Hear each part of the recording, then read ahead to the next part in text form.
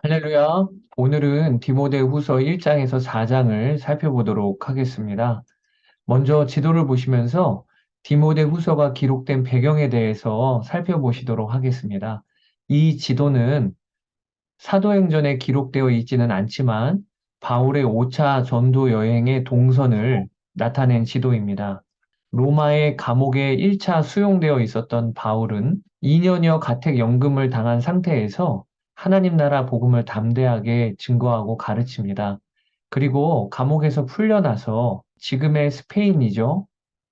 서바나까지 가서 복음을 전하고 돌아오는 길에 그레데 섬의 디도를 그리고 에베소에는 디모데를 남겨두고 자신은 마게도냐의 빌립보와 또 데살로니가 그리고 아가야의 고린도까지 선교 여행 중에 세워진 교회들을 방문하고 격려하는 일을 했습니다.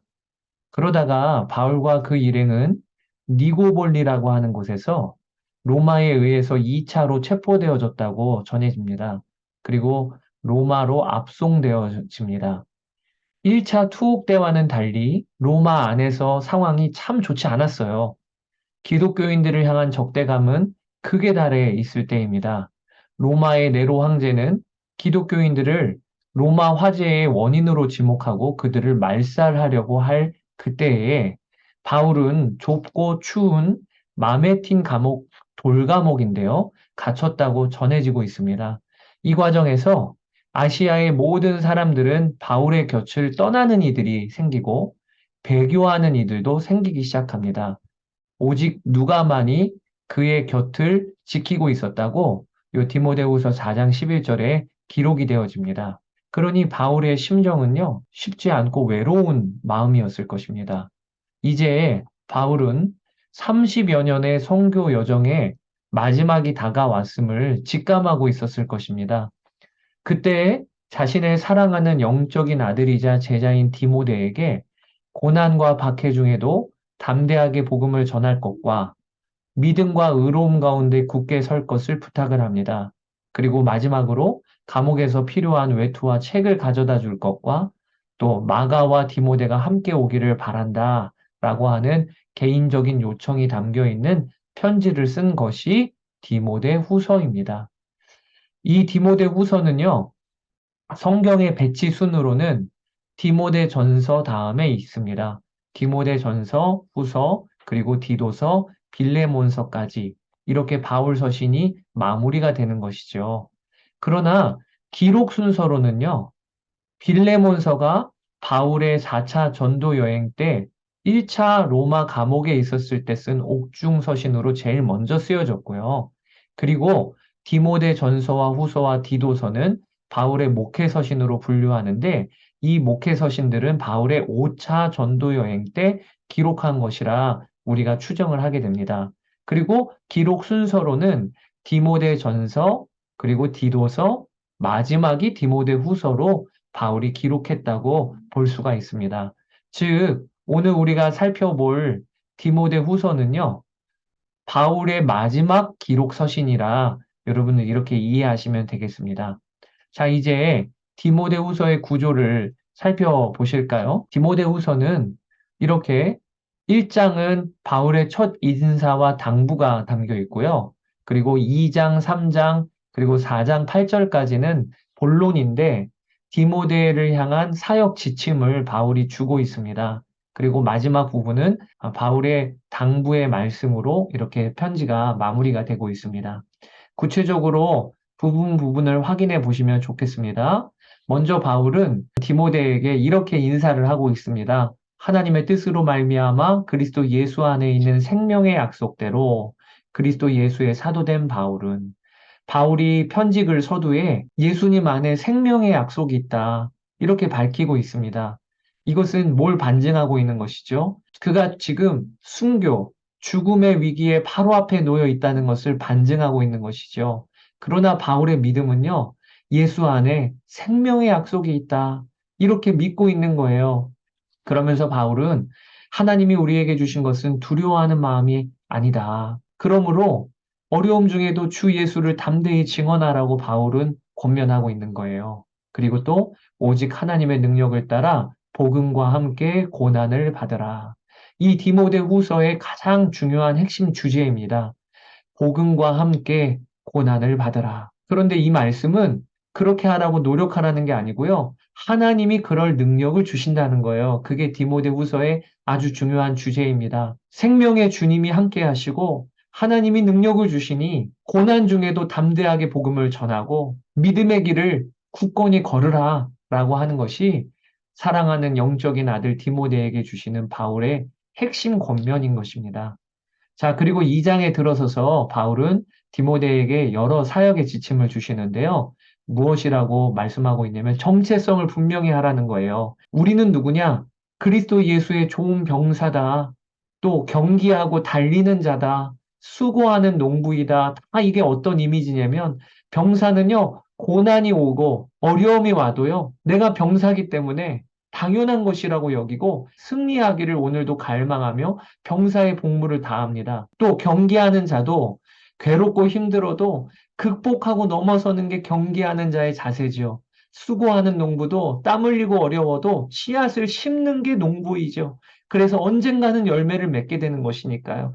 디모데에게 우리가 누구냐? 정체성을 분명히 하라는 것입니다. 사랑하는 여러분, 우리는요, 그리스도 예수의 군사이고요. 믿음의 경주를 달리는 자이고, 하나님 나라를 소망하며 말씀의 씨앗, 생명의 씨앗을 뿌리는 농부와 같은 자들입니다. 우리가 이 길을 걸어갈 수 있는 이유는 우리 주님이 미쁘시기 때문에 그래요. 우리는 미쁨이 없을지라도 주는 항상 미쁘시니 자기를 부인할 수 없으시리라. 우리 주님은 믿음의 길을 걷고 오늘도 주를 의지하여 말씀의 씨앗을 뿌리는 이들의 수고를 결코 헛되이 하시지 않습니다. 이 믿음을 갖고 있어야 오늘 어렵고 힘들어도 믿음의 경주를 달릴 수 있고 믿음의 싸움을 싸울 수 있는 것이지요. 여러분, 우리 주님은요, 말씀하신 바를 반드시 이루십니다. 오늘도 믿음의 길 가다가 낙심하고 또 무너진 이들 계십니까? 다시 일어나고 다시 그 길을 걸으시게 되기를 주의 이름으로 축복합니다. 그러면서 바울은 에베소 교회 안에 있는 거짓 교사들에 대하여 경고를 하고 있어요. 16절, 17절에 망령되고 헛된 말을 버리라. 그들은 경건하지 아니하며 점점 나아가나니 그들의 말은 악성 종양이 퍼져나간 것 같은데 그 중에 후메네오와 빌레도가 있느니라. 특정한 두 사람의 이름을 언급하면서 그들을 경고하고 있습니다. 후메네오와 빌레도는 어떤 사람들일까요? 18절에 보면 진리에 관하여서는 그들이 그릇되었도다. 부활이 이미 지나갔다 하므로 그러니까 후메네오와 빌레도는요. 부활에 대하여 잘못된 가르침을 주고 있는 거예요. 육체의 부활을 부정하고 이 육신은 사라지고 없어질 일이니까 영에 비하면 의미 없다 이런 식으로 가르치는 거짓 교사들, 영지주의적인 가르침인 것입니다. 그들의 망령되고 헛된 말을 듣지 말으라 라고 바울이 이야기하고 있는 것이죠. 그러면서 바울은 3장에 이르러 에베소 교회 안에 말세에 대한 지침을 주십니다. 너는 이것을 알라. 말세에 고통하는 때가 이르러 어떤 현상들이 나타나는지에 대하여 쭉 이야기하고 있어요. 그런데 여러분, 이 말세에 고통하는 때가 이를 때 나타나는 현상 하나하나를 보세요. 이걸 보면서 나 스스로를 점검해 봐야 하겠습니다. 혹시나 내가 이 디모데후서 3장에 나타나는 말세에 나타나는 이런 증상들이 내 안에서 벌어지고 있는 것은 아닌가 한번 하나하나 점검해 봐야 하겠는데요. 저 같은 경우는 제일 눈에 들어오는 게 첫 줄이랑 마지막 줄.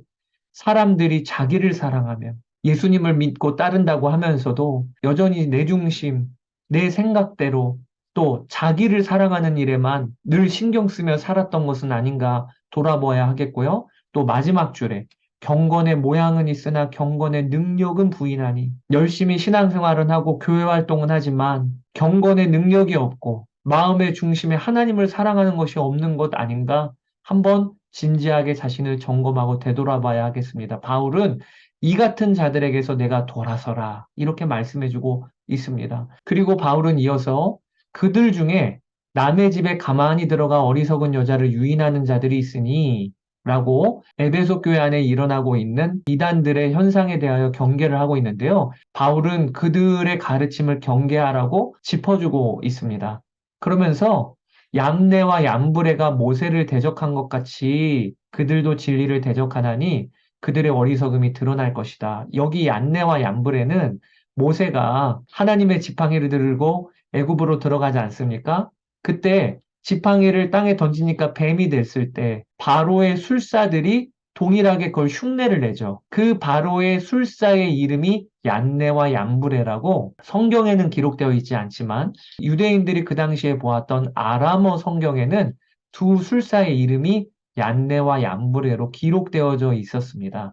그것을 디모데 후서에서 바울이 쓰고 있는 것이에요. 하나님의 기적을 흉내는 내지만 결국에는 근본이 얄팍한 속임이고 그리고 거짓신을 섬기는 일, 이것은 금방 드러날 것이라는 겁니다. 바울은 그러면서 이 마지막 때, 말세에 고통하는 때가 이르러 이런 현상들이 나타날 것이지만, 그리고 미혹이 교회 안에 있지만, 이때 우리가 해야 될 것이 무엇인가? 라는 것을 디모데에게 분명히 가르쳐 주고 있어요. 그게 무엇이냐면, 말씀 위에 거하라.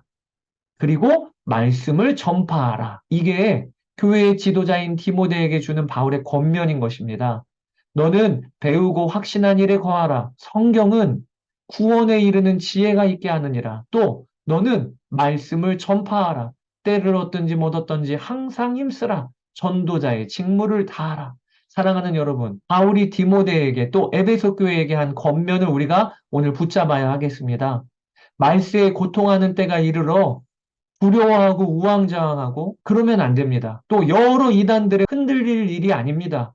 오늘 우리가 해야 될 것은 이럴 때일수록 더욱더 진리의 말씀 위에 굳건히 서서 이 말씀을 부지런히 전하고 가르치는 일을 하면 교회는 서고 우리도 서는 것이에요. 그러면서 바울은 전제와 같이 내가 벌써 부어지고 이 전제는 구약의 제사법 중에 하나인데요. 포도주를 제단에 쏟아 붓는 것을 전제라고 합니다. 바울이 자신의 삶을 이 전제와 같이 하나님께 온전히 쏟아 부어졌다고 이야기하고 있는 거예요. 그러면서 나의 떠날 시간이 가까웠도다. 디모데에게 부탁을 하기를 너는 마가를 데리고 오고 드로와 가보의 집에 둔 겉옷을 가지고 오고 그리고 특별히 가죽 종이에 쓴 책을 좀 가지고 오라 라고 부탁을 하고 있는 것입니다. 로마의 감옥에서 2차로 감금되어서 죽음을 앞두고 있는 노 사도의 개인적인 부탁인 것이죠. 여러분 한번 그 바울의 상황을 상상하면서 이 디모데후서를 읽어보세요. 그러면 죽음 앞에서도 믿음의 길을 담대하게 걸었던 교회와 사랑하는 제자를 세우기를 끝까지 원했던 이 바울의 상황 자체가 우리에게 주는 메시지가 있고요. 도전이 있습니다. 나는 오늘 어떻게 살 거냐? 여러분, 환경과 상황이 어렵다고 우리의 믿음이 흔들리는 것 당연한 거 아닙니다. 오히려 상황과 환경을 압도하는 믿음의 용사였던 바울이 있었잖아요. 하나님이 우리도 그 길을 걸으라고 하십니다. 여러분 그렇게 되시기를 주의 이름으로 축복합니다. 이제 디모데후서 읽으시고 깊이 묵상하시며 은혜를 누리시기를 바랍니다. 자, 다음 장에서 뵙도록 하겠습니다. 감사합니다.